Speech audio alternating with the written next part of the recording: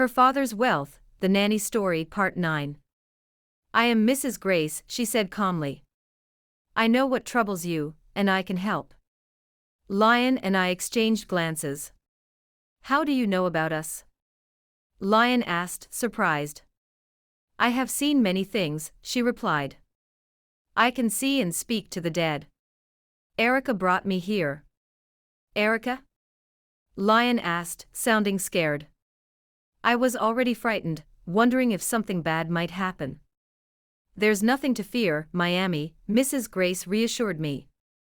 You have a good heart, and your sincere love has brought a solution to this household.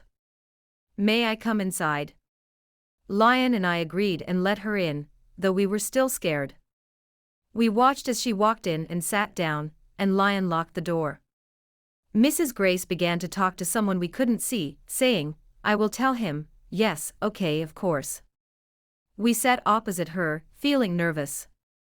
Erica came to me after she died, seeking my help, Mrs. Grace said to Lyon. But there was no way to help because there was no true lover around you. Thank God for Miami, she brought a solution to your life. She then told us a chilling story.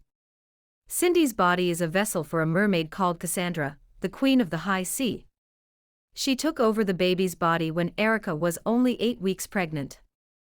Cassandra, the queen of love and wealth in her kingdom, desires human lovers but hadn't found anyone until she met you, Lyon. Met me? Lyon asked. Yes, Mrs. Grace continued. After the possession, Cassandra poured her wealth into your life. When you decided to marry Erica fully, Cassandra got jealous. She does not share what she cherishes. Cindy often says this. Yes, she always says this to me, I confirmed. She was trying to reveal herself without scaring you because you love her body wholeheartedly. True love is Cassandra's weakness. I broke into tears. Yes, she also told me that. She killed Diana because Diana's love was not real.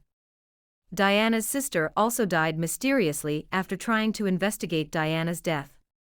Jamie, the first woman who loved you sincerely, broke up with you after Cindy revealed herself in a dream. Miriam, who was fake, was saved when you discovered the truth and let her go. But as for you, Miami, Cindy feels threatened by your pure heart and sincere love for this family. You would love them the same even if they were poor. That's why Cassandra couldn't kill you, but she caused the sudden disappearance of your name from the school register. What? I broke down in tears immediately. Why would she do this to me? My education was everything to me. She took it to see if you would leave Lyon, so she wouldn't lose your love, Mrs. Grace explained. What can we do? Lyon asked, desperate for a solution. Every problem has a solution, Mrs. Grace said. We need to find Cindy. Wherever she is, Cassandra will be. We will ask Cassandra what she needs besides Lyon's love, and give it to her so you can marry Miami in peace, and free Cindy from the possession. With her guidance, Lyon and I devised a plan to reach out to Cindy. The next morning, we searched everywhere for Cindy, asking everyone if they had seen her. People directed us to different places, but she always moved before we got there.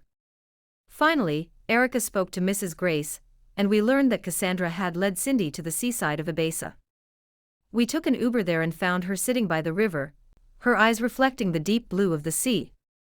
Lyon and I approached her cautiously. Cindy. Lyon called softly. She didn't respond, staring at the water as if in a trance. Mrs. Grace stepped forward and spoke in a calm voice. Cassandra, beauty of the sea, great queen of love and wealth, the one who loves sincerely. We have come to see you. Please, do not hurt us.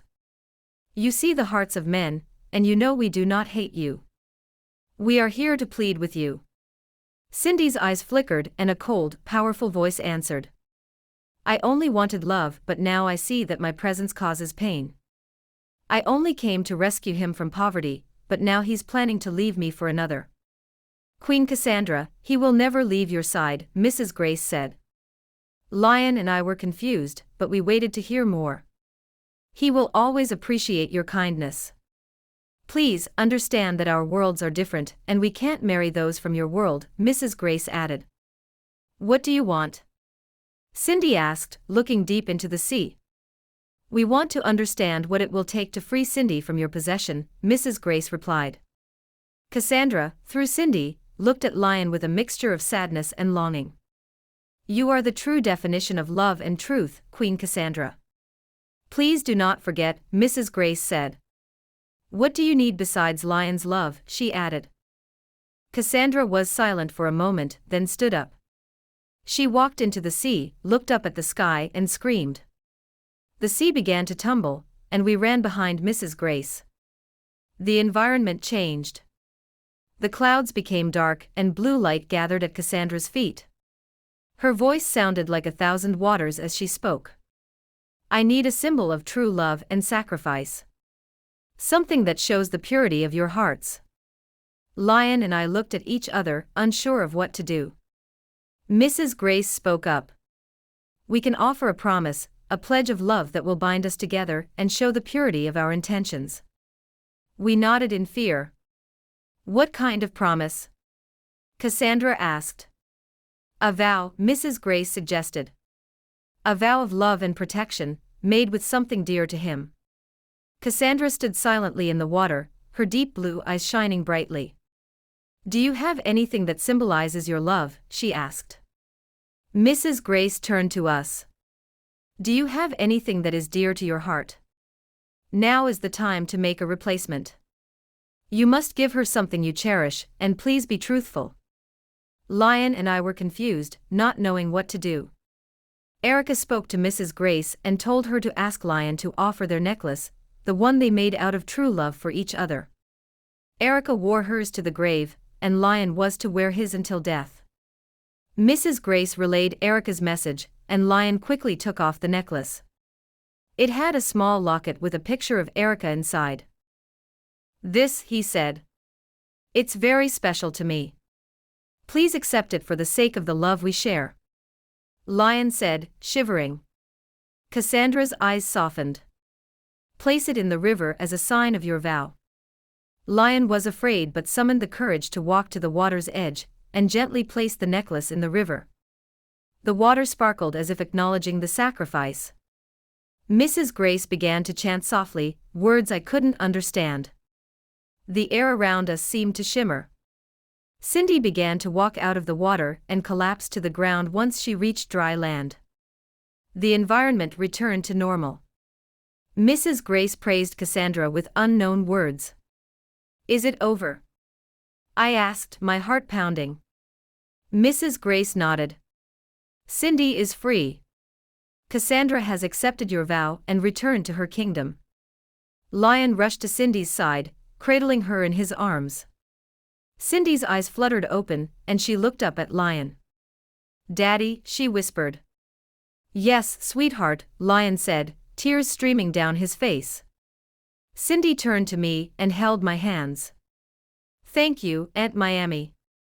Tears flowed down my cheeks, and we cried uncontrollably. The nightmare was finally over. We thanked Mrs. Grace, but she said we should thank Erica the most. And Lyon should thank me too. But Lyon shouldn't forget to come to the sea once every month for a Thanksgiving sacrifice.